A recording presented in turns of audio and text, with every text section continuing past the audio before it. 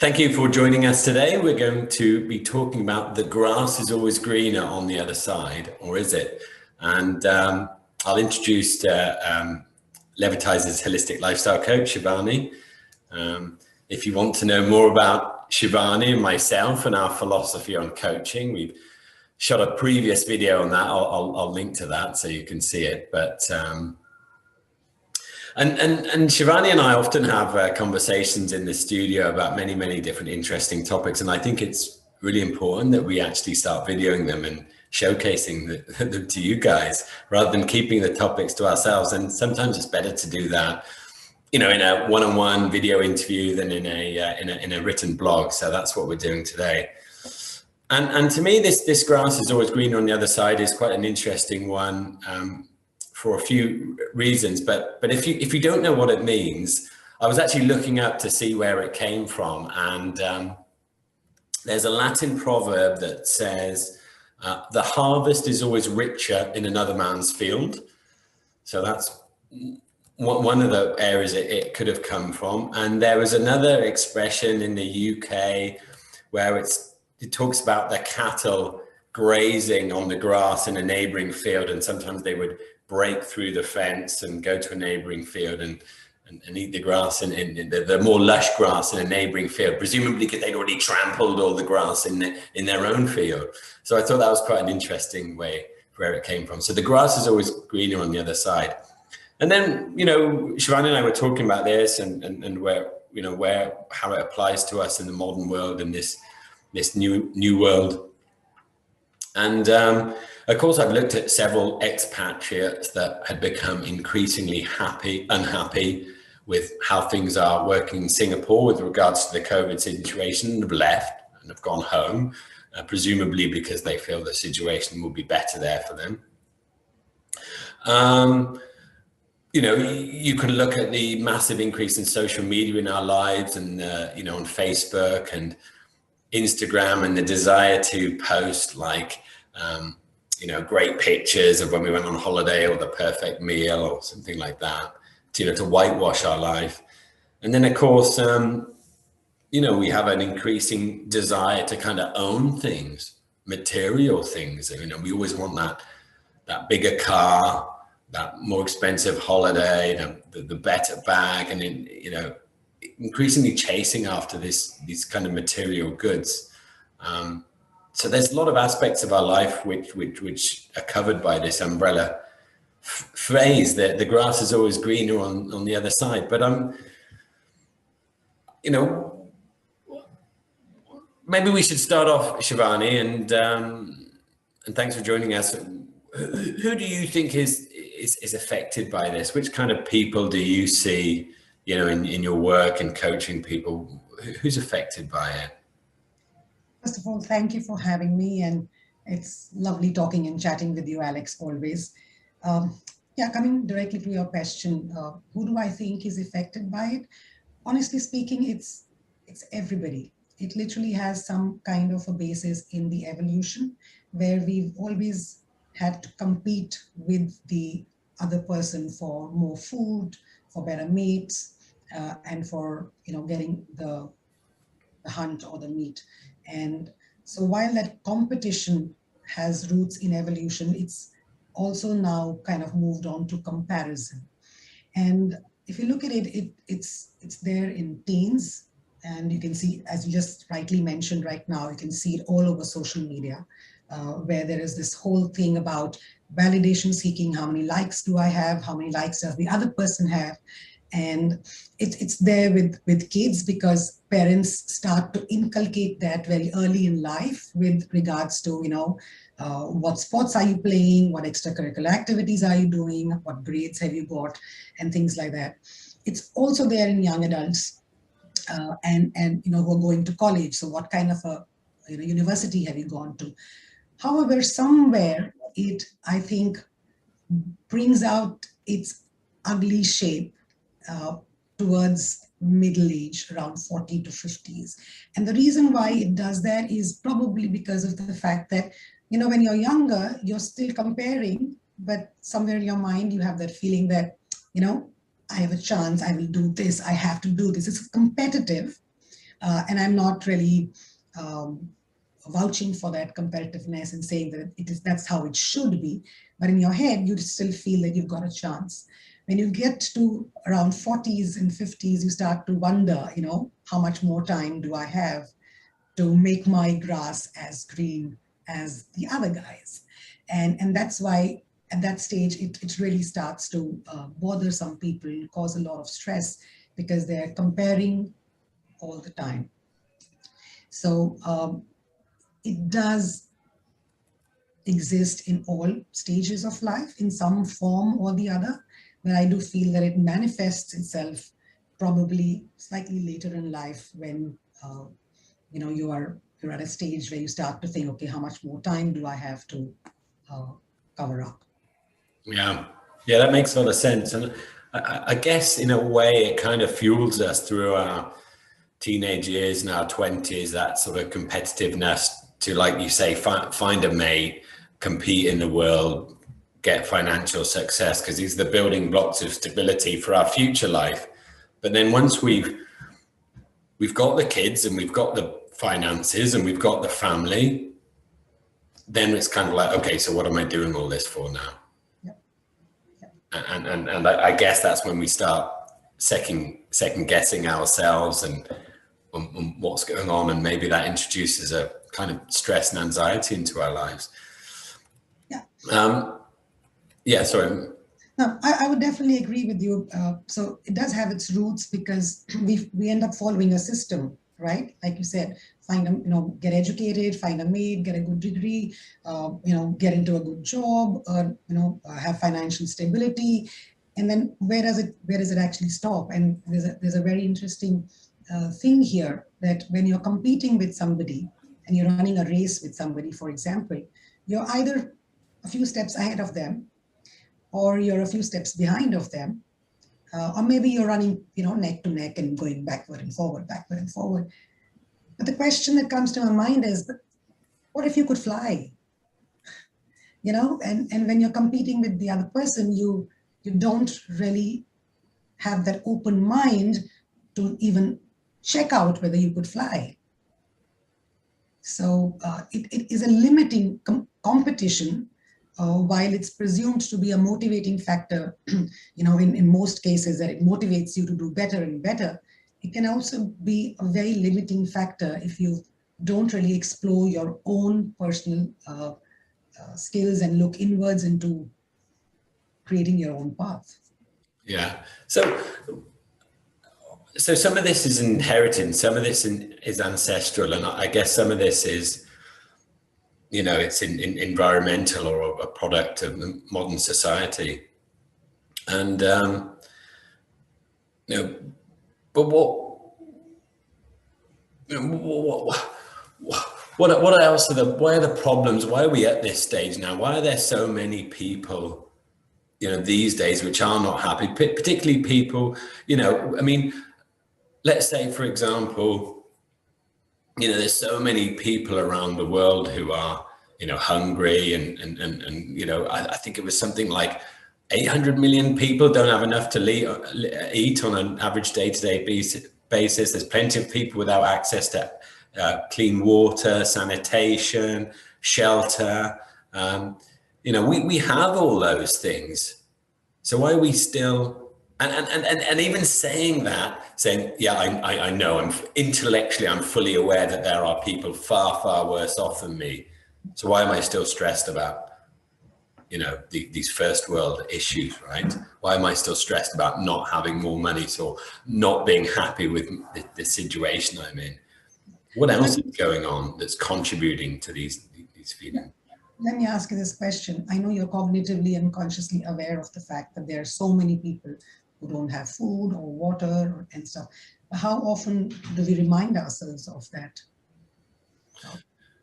And probably virtually, very, very little, to be honest. Yeah.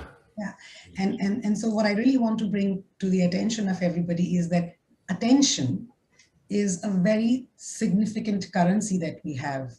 And there's a story about an old Native American Cherokee grandfather talking to his grandson, and he tells him that, I have 2 wolves inside my head. And there are two different kinds of wolves. There's one black wolf who is extremely jealous and angry and bitter and cantankerous all the time. And there's one white wolf, and sorry for the very obvious kind of black and white. I don't really mean it that way. It could be a pink and a green wolf for all I care. Yeah.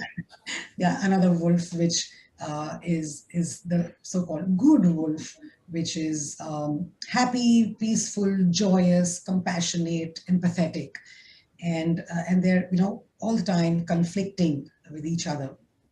And so the grandson obviously is very interested in knowing, so grandpa, which wolf is the one who wins? And I can see the smile in your face, because the answer that grandpa says, it's the wolf you feed, right? It's the wolf you pay attention to. And taking that proverb forward, the grass is always greener on the other side. Not really.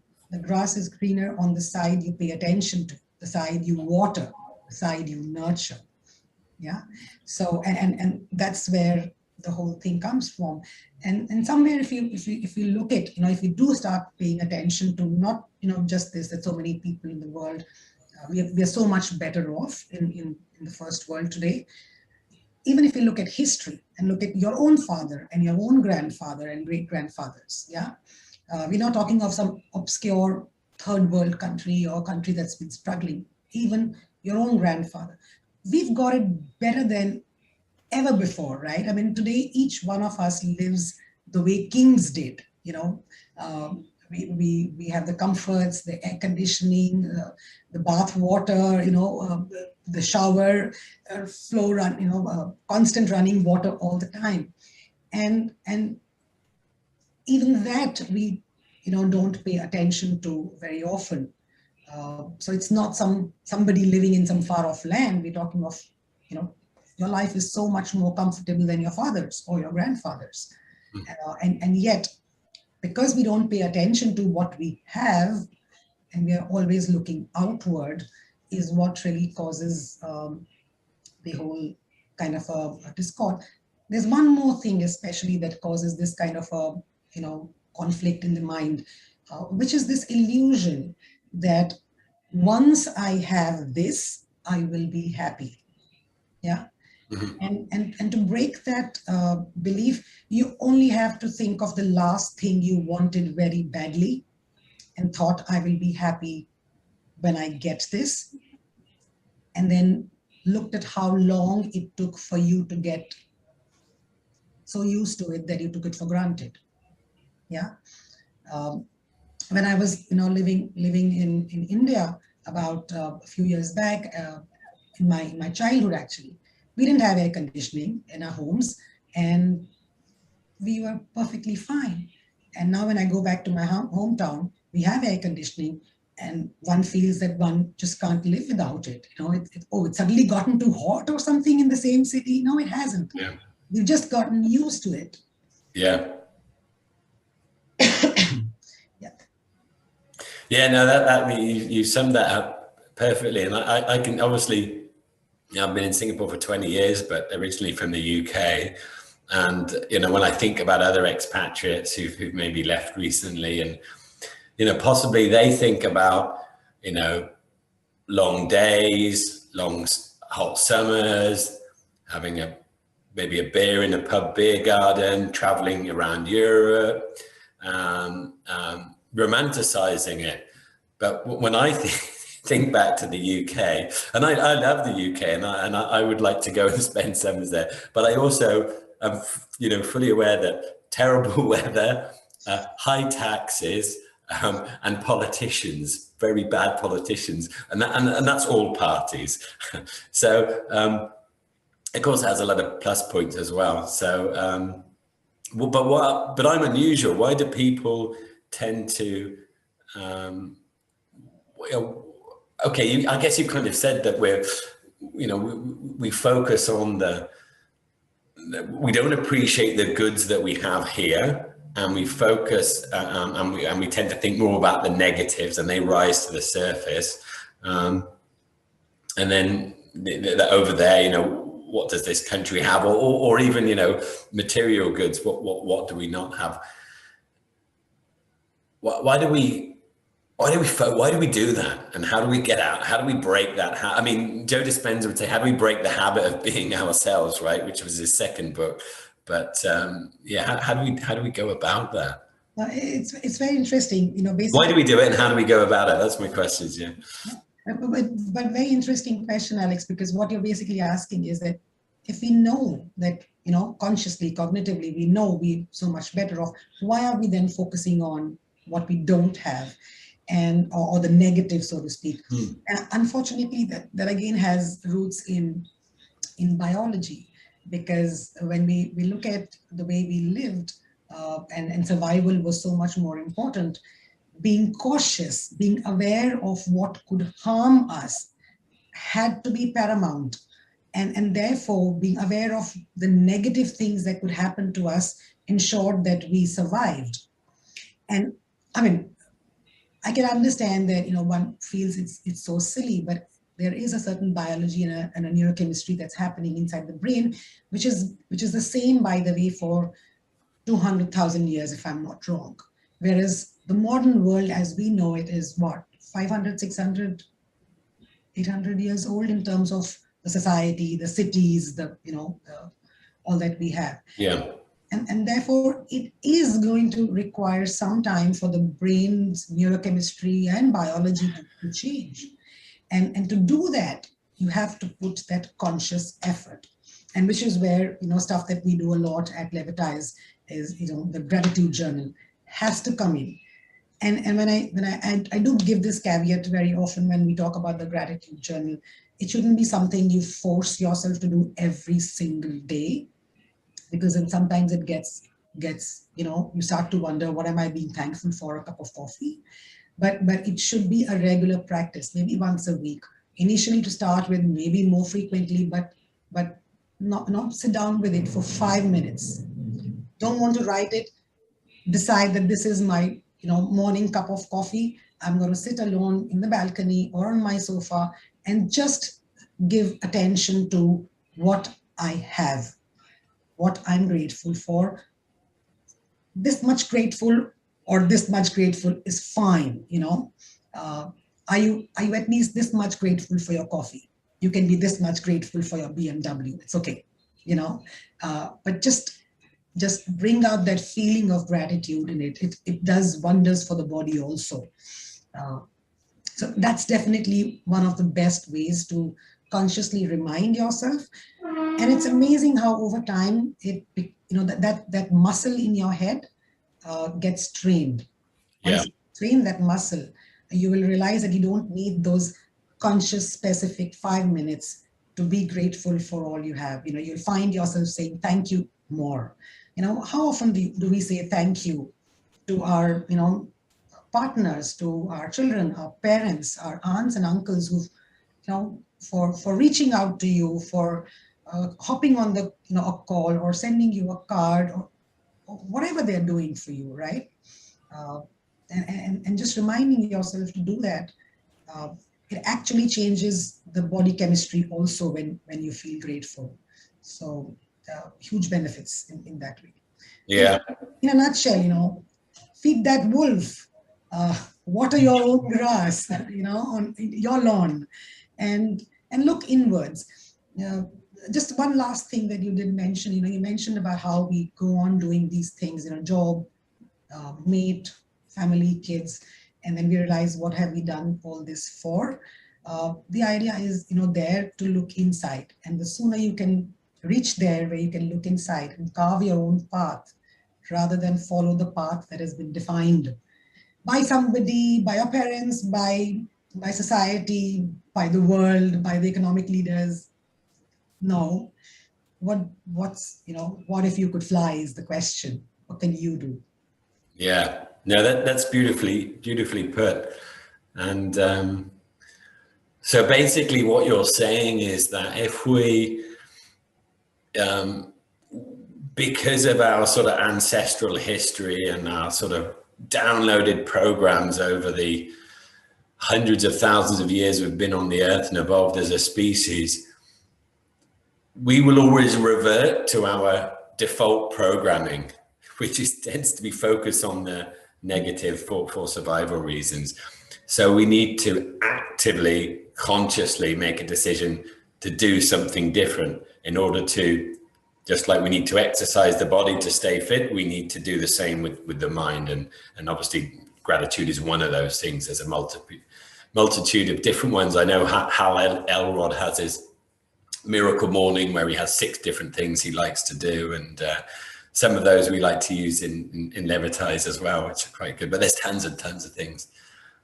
So it's really about reprogramming the way we think. And I think it's something also I bring up in the corporate webinars when I talk about the news. And, you know, if you look at the news, it's so depressing, it's so doomy and so gloomy. So if you want to practice feeling and being depressed, then read the news a lot. I haven't read the news in ages. Yeah, likewise. Maybe 8 years, 9 years, I stopped reading the news. And you kind of think, oh, but if I stop reading the news, everyone's going to think I'm stupid because I don't know what's going on. But actually, people love it because you say, oh, I don't read the news, so could you tell me what's going on? Oh, great. Right. And they love telling you. And they can put their kind of like, you know, their political bias or whatever, their opinion on it. And it's fun, actually. And I quite like, it's actually not depressing hearing about it from other people. It's quite interesting. Yeah. I always just say, tell me about Trump. What's he up to? It's always a lot of fun, you know. And doing that with friends over a meal is different than the way that it's presented in the media, which has an agenda, which is to generate clicks and sell advertising. Your friends don't have that agenda. Yeah. So this is a perfect example of, you know, whether your focus is outward or inward. So, you know, the news is happening out there and it's being, you know, pushed onto you. And if you say, no, this is not what I want to look at, I want to look inward. This is my area of interest. And today the internet and technology give us so much to focus on. So, you know, nutrition is my area of interest. Finance is my area of interest, or hedge funds are my area of interest, or gaming is my area of interest, or in my case, you know, coaching and psychology and mental well-being is my area of interest. So I focus my time on reading, learning, understanding more about that. And that's what I'm saying, that, you know, decide what you want, choose it, consciously choose it. Exactly. I do. And that's exactly what I do. I never really thought about the process, but actually that happened to me naturally. And I just started gravitating towards information on the internet or books or podcasts that I get a kick out of, that I enjoy. Yeah. And it's not necessarily topical or newsworthy. And a lot of the books in my library are, some of them are, you know, almost 100 years old, right? Some of them written in the 1950s, but it's good stuff. You know, I enjoy it and I get a buzz out of it. So by seeking out you know, some would call it a guilty pleasure, but it's not, right? Yeah. That's brilliant. Yeah. Okay. So that's really good. I think we've kind of, I don't think there's anything else, unless there's anything else you want to add to that, but to me, it's really interesting to know that. I guess I'll sum up from my side, then maybe you can sum up something from your side. But I think it's good to know that this is our default programming. Okay, it's not your fault. You're not always thinking about the negative because there's something wrong with you. You're just human.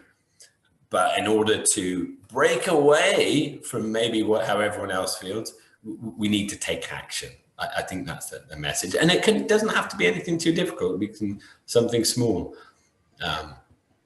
So I think that's really, really encouraging. But it's up to us, right? We've got to make a decision. There's something that you said that triggered a thought in me, which is, you said, you know, it's okay because this is our programming, this is our software, and it's only human to be negative. And I'm going to bring a little bit of a twist to this word human, because unfortunately, we tend to use this word in a limiting context, Alex. We tend to use the word, you know, I'm only human. And I'll bring a twist to this. Human beings are the only people, or only creatures on, you know, this planet who have a choice, who have a conscious mind. All the animals, they have a limit to what they can or cannot do based on their programming and their, you know, instinct and their biology and their, you know, even the limitation in terms of whether they have a thumb or not and things like that, right? Humans do not have that upper limit, and which is why you have a conscious brain, right? So while there might be a, 200,000-year-old software, you also have a prefrontal cortex, which you can use consciously to make your choices and do that. So my point is, you're human. Don't waste that on just falling back into, your animal brain and not making the right choices for yourself. For yourself, there is no right and wrong. Yeah, that's awesome. Yeah, well said, well said. Anyway, so thank you very much for joining us today. Lovely to chat with you, Alex. Yeah, pleasure. And we'll catch up again soon, and we'll think of another exciting topic. If anyone has anything interesting they would like us to talk about, do let us know, and we'll tackle it with aplomb. Okay. Absolutely. All the best. Bye.